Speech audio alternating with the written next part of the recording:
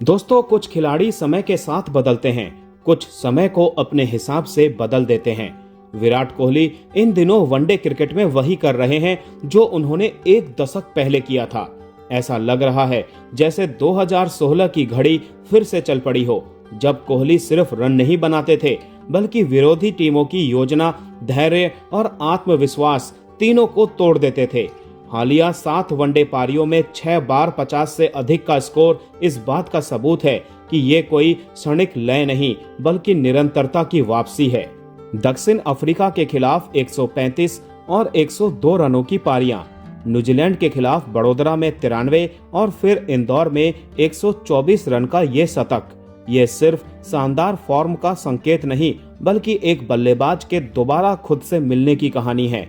जहां रोहित शर्मा शुरुआत को बड़े स्कोर में नहीं बदल पा रहे हैं, वहीं कोहली मैच को गहराई तक लेकर जा रहे हैं। इंदौर में भारत मैच हार गया, सीरीज भी हाथ से निकल गई।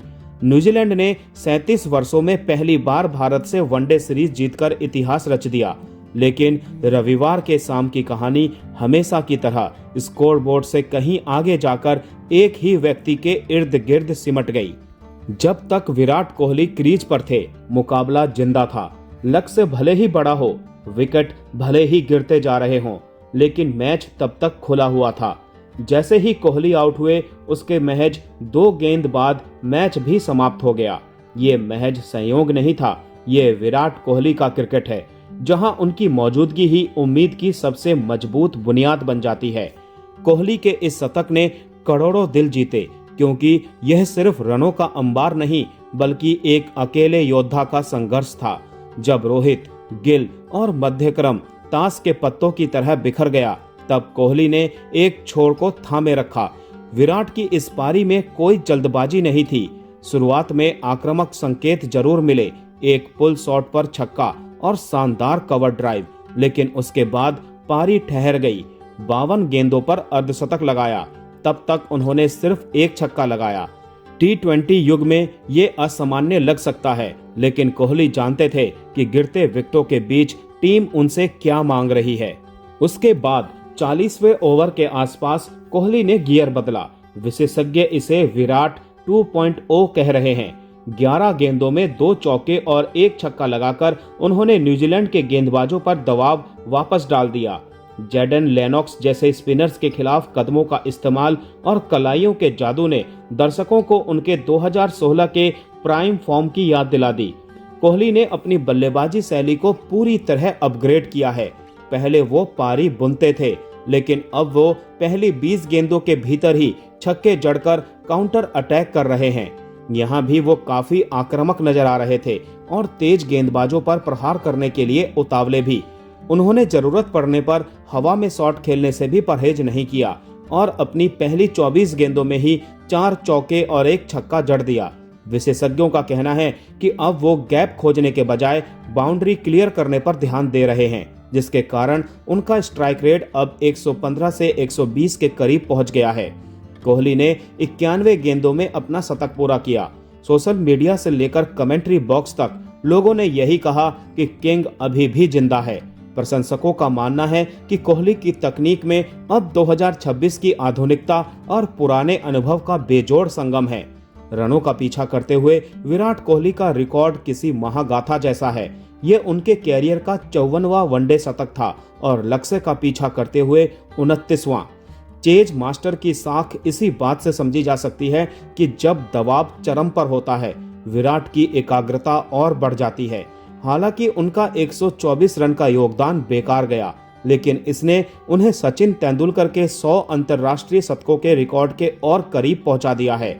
अब वो सचिन से मात्र 15 शतक दूर हैं। सचिन 100 शतकों के साथ पहले, कोहली 85 शतकों के साथ दूसरे और रिकी पॉन्टिंग 71 शतकों के साथ तीसरे स्थान पर हैं। वर्तमान में Virat Kohli ICC one day ranking में नंबर 1 पर पहुंच गए हैं। पिछले 7 मैचों में उन्होंने 616 रन बनाए हैं। इसके विपरीत तीसरे नंबर पर चल रहे रोहित शर्मा अच्छी शुरुआत को बड़े स्कोर में तब्दील करने में संघर्ष कर रहे हैं। न्यूजीलैंड के खिलाफ इस सीरीज में रोहित का संघर्ष 26, 24 और 11 साफ दिखा, जबकि कोहली ने 93, 23 और 124 की पारियों से अपनी उपयोगिता साबित की। रोहित का ये 100वां वनडे मैच था। अपनी 124 रनों की पारी के दौरान विराट कोहली वनडे क्रिकेट के इतिहास में नंबर 3 पर सबसे ज्यादा रन बनाने वाले बल्लेबाज बन गए। उन्होंने ऑस्ट्रेलिया के दिग्गज कप्तान रिकी पॉन्टिंग को पीछे छोड़ा है।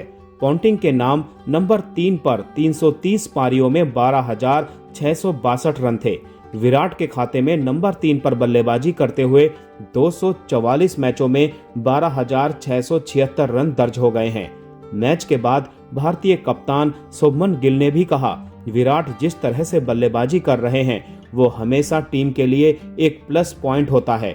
जिस तरह की फिटनेस और भूख कोहली आज दिखा रहे हैं उसे देखते हुए 2027 के वर्ल्ड कप में उनकी भागीदारी पर कोई भी संदेह नहीं दिखता।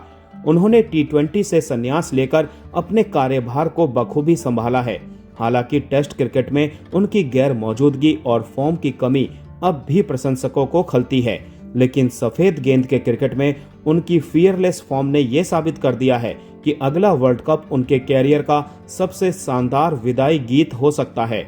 इंदौर के सामने एक बार फिर ये स्पष्ट कर दिया है कि विराट कोहली का क्रिकेट अब केवल आंकड़ों की दौड़ नहीं है, वो एक मानसिकता है, एक आश्वासन है, एक ऐसा नाम जो मुश्किल हालात में टीम को याद आता है, चाहे नतीजा कुछ भी हो।